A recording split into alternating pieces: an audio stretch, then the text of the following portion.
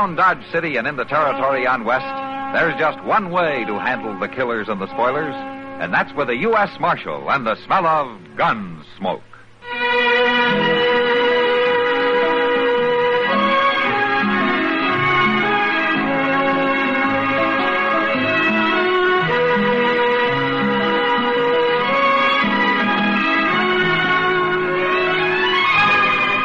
Gunsmoke, starring William Conrad, the story of the violence that moved west with young America, and the story of a man who moved with it. I'm that man, Matt Dillon, United States Marshal. The first man they look for and the last they want to meet. It's a chancy job, and it makes a man watchful and a little lonely.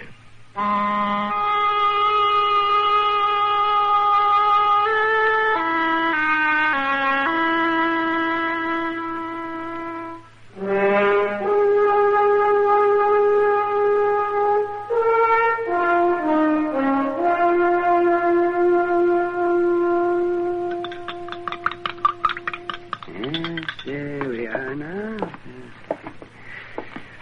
There you go, Jobe. Drink her down. Yeah, but what's in it? It's just something to taste bad, so you'll remember a doctor's been here. Hey, go ahead, drink it. I remember you being here all right. Oh, I don't know why I keep coming by all the time either. You know, you don't need doctoring, Jobe. You're going to outlive us all. If it's the money, Doc. Oh, now forget about the money. If I'd wanted to get rich, I'd have gotten out of this game a long time ago. But I'll be able to pay regular now that the boy is back. You mean Tad's back? Sure. He come in day before yesterday riding up like he just been to town for the mail. Instead of being gone 4 years. Well, what, he say where he'd been? No, Doc, he didn't. But it don't matter none now that he's home. Oh, say, it'll do you a lot of good having Tad around. Yeah, that's a fact, Doc. Well, I just about given up being out here alone all the time. Didn't seem like it was worth keeping going. Well, a man should never do that, Jobe. Well, sure not. But a man's wife dies and his boy lights out. Seems there weren't nothing left. And I just got punier and punier. It's going to be different now, though. I hope so. Well, I got to be getting along now. Thanks for coming, Doc. Oh, say, Tad's outside there someplace. Why don't you stop and see him? That boy sure growed up man-sized. Yeah, you bet, Jobe. I want to see him. Goodbye. Bye.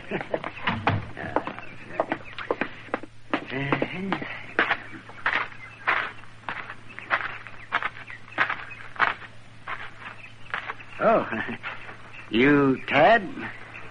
Yeah, I'm Tad. Well, it's been quite a spell since I've seen you, lad.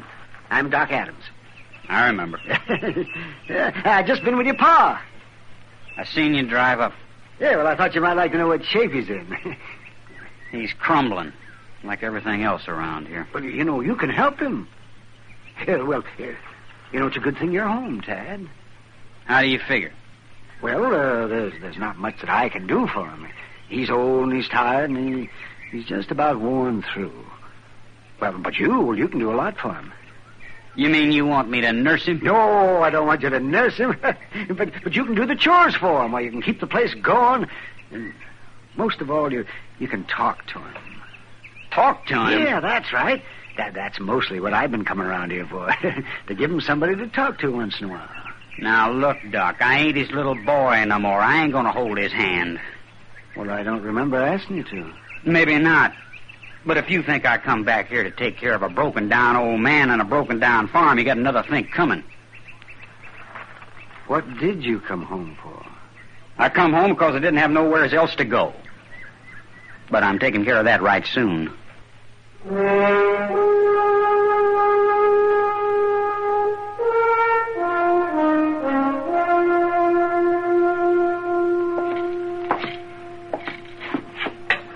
Have some coffee, Doc? Might make you feel better. I don't know. Chester make it? Yeah. That'd make me feel worse. But I guess I'd rather have dyspepsia than the problem Jobe's got. All right, pour me a little. Okay. Jobe's boy, huh? You know, as I remember him, he wasn't worth much as a kid. Well, he's grown up the same way. I tell you, Matt, that boy's as worthless as they come. It's too bad his 4 years away didn't do him any good. He's just bigger and meaner, that's all. Hello, Chester. Chester. Well, what's the matter with you two? Doc just had some of your coffee. That always makes a man pretty sober. Oh, no, Mr. Dillon, it ain't that bad. Well, that was a fresh egg I used in it this time. Matter of fact, it wasn't as bad as usual, Chester. Well, now, Doc, I'm glad. Doc's just been telling me about seeing old Jobe this morning. Say, don't he have a boy named Tad? That's right. It's about all he has got. Well, it's a shame. No? What do you mean? I've been watching him down at the Long Branch this evening. You mean he's there now? He was when I left. And I must say, Mr. Dillon, he don't look to me like he's going to be much comfort to his pa. Is he causing trouble? Well, not trouble exactly. He's just bellying up to the bar, swilling down drinks, and acting like he wants everybody to know how big and growed up he is. Well, he'd be in trouble if anybody treated him that way. That's just what I think, Doc. And some of the boys are riling him up pretty good, too. Yeah. I think maybe I'll go down there. Want me to come with you, Mr. Dillon? Yeah, if you want to, Chester. I just want to reacquaint myself with Tad. It'll be no pleasure. I'm sort of curious to see just how big a man he really is.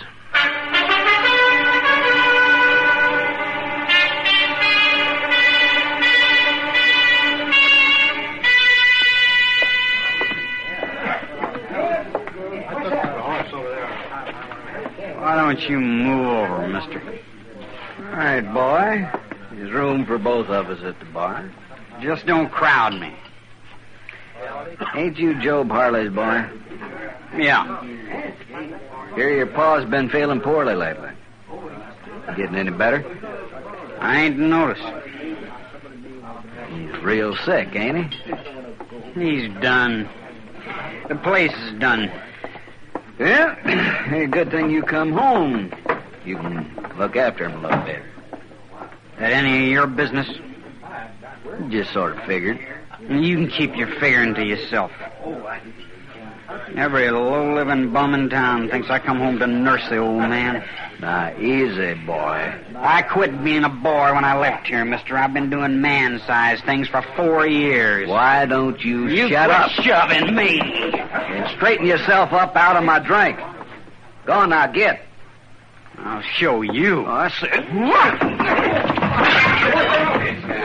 Shove me, will you? You're gonna die for that, mister, right now. All right, hold it there. What? Drop the gun. Now, you stand back. I said drop it. Blast you! Pick up the gun, Chester. Yes, sir. Give me that! You stand where you are. All right, Tanner, what happened to you? I shoved him, Marshal. Why?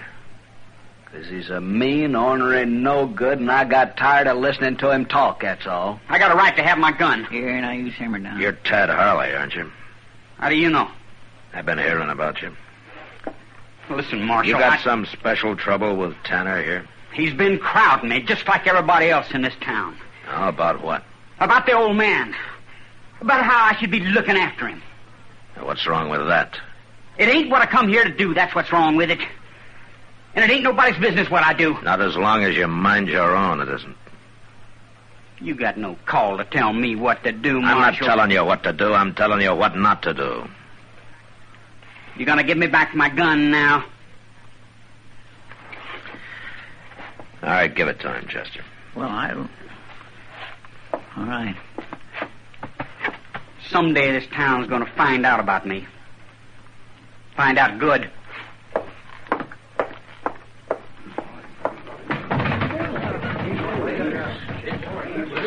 Well, I sure am glad to see that one go. I swear he's been keeping this place stirred up ever since he come in this afternoon. Let's have us a beer, Mr. Dillon. All right, Chester. I'll be proud to buy. You will? Yes, sir. Well, good. Hey, Sam, a couple of beers, huh? 2 beers. You know, there's going to be more trouble from that boy, Mr. Dillon. Oh, I don't know, Chester. He could be just a loud, bragging kid. Or the badness could be full-grown in him. I don't know. Either way, it's mighty hard on poor old Jobe. Well, he's done nothing for 4 whole years but just wait for the day his boy would come home. Well, he was better off waiting. wonder when Jobe will find out this boy's no count. Well, Jobe's old and sick, but he's not blind, Chester. Yeah, but he don't deserve a disappointment like this. No, he doesn't. Jobe's a good man. I remember Miss Harley telling me one time she had 5 babies, and Tad was the only one that lived. That must be the exception to the rule. How's that, Mr. Dillon? Doesn't sound much like the survival of the fittest.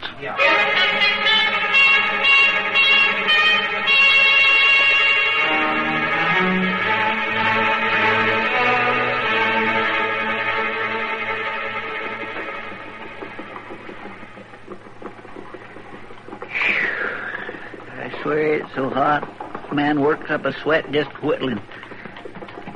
With the sun burning down like this, Mr. Dillon, makes it hard for a body to remember the cold and shivering misery of the wintertime, don't it? You suffer pretty bad in the winter, don't you, Chester? Well, I guess I don't exactly suffer. But wouldn't you think there'd be some way of taking some of this heat and packing it away so as you could spread it around in the wintertime? You work on that, Chester. We sure don't need it all today. That's a fact. Say, then maybe they could save up some of the cold of the wintertime and use it on days like this. I'm going to spell you a riddle, Chester. Hmm? They already do that. They do? Sure, in a ice house. Sure, in an ice house. Sure enough they do, don't they? Look, ain't that Len Baylor riding up there? Yeah. Hello, Marshal. Chester? Hello, Len. Oh, Len. Hey, Marshal, I just come by Jobe Harley's place. He's awful anxious to see you. Oh, what's the trouble? Well, he didn't tell me, Marshal. He just said to ask you to come out there right away. Oh, my. I hope that boy of his ain't been acting up none. Well, I better go out there and see, I guess. You watch the store, will you, Chester? Yes, sir, I will, Mr. Dillon.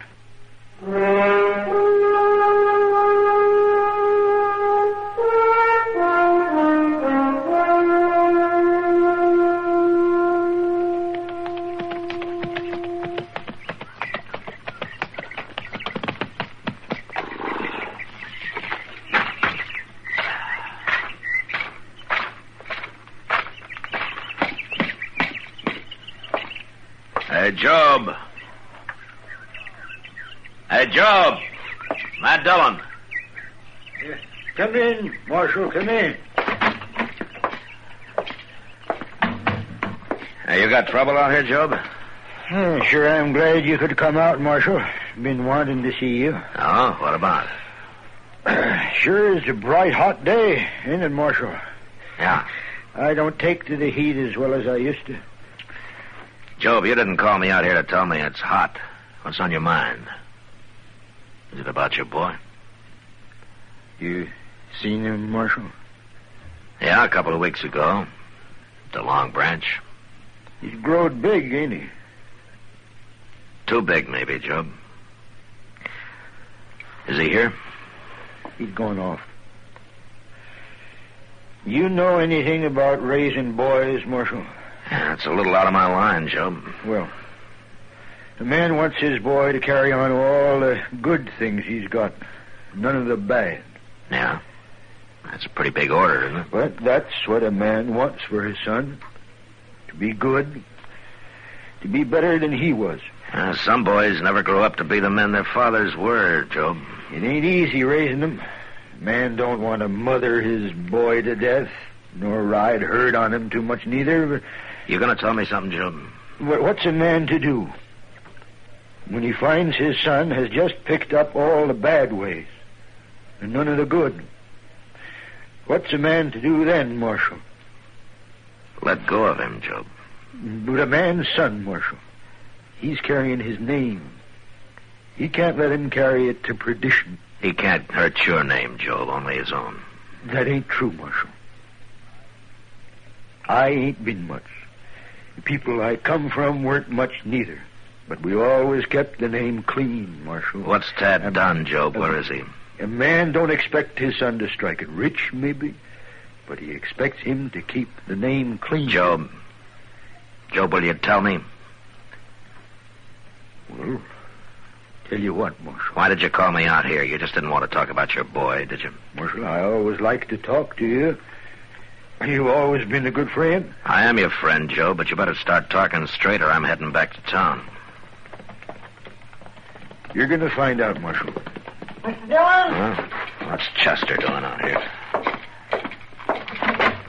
Yeah, what's the matter? Mr. Dillon, there's just been a hold-up at the bank. What? Any shooting? Yes, sir, there was. Well, how many were there? Just one. You get away? No, sir, Mr. Harley, he didn't. Was he hurt? Worse than that, Mr. Dillon. Well, who was it? Well, He's dead, ain't he? Tad's dead. Tad? Was it Tad, Chester? yes, sir, it was. I'm sorry, Joe. It had to be. You don't seem surprised. No, Marshal. I've been seeing it coming. Ever since the boy come home. He was bad clear through, Marshal. He's robbed before. And killed, too. He told you that? He carried pieces out of newspapers around with him. Pieces there had been written about him. Well, he was proud of it, Marshal. Said it made him feel big. Well, some of them feel that way for a while. I couldn't talk him out of it. I couldn't hold him. But I could see it was stopped. You knew about today? I knew. Oh, why didn't you tell me about it? I figured you'd take his gun, maybe lock him up for a while. He had to be stopped for good, Marshal. I might have done that if I'd been in Dodge, Joe. I know that, Marshal. But it would have gone hard with you to have to kill my boy. You're my friend, Marshal. That's why I seen to it you'd be here. And then I sent word to the bank that Tad was coming. Oh. You made a hard choice, Job. Well, it's like I told you, Marshal. Man has to keep his name clean.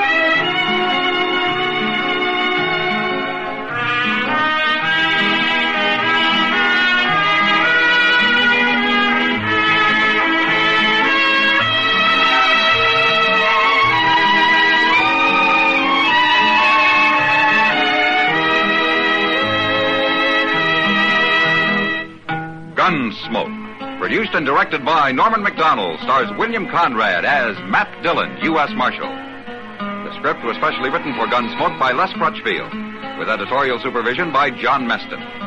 The music was composed and conducted by Rex Corey. Sound patterns were by Ray Kemper and Bill James. Featured in the cast were Parley Bear as Chester, Howard McNear as Doc, and Georgia Ellis as Kitty.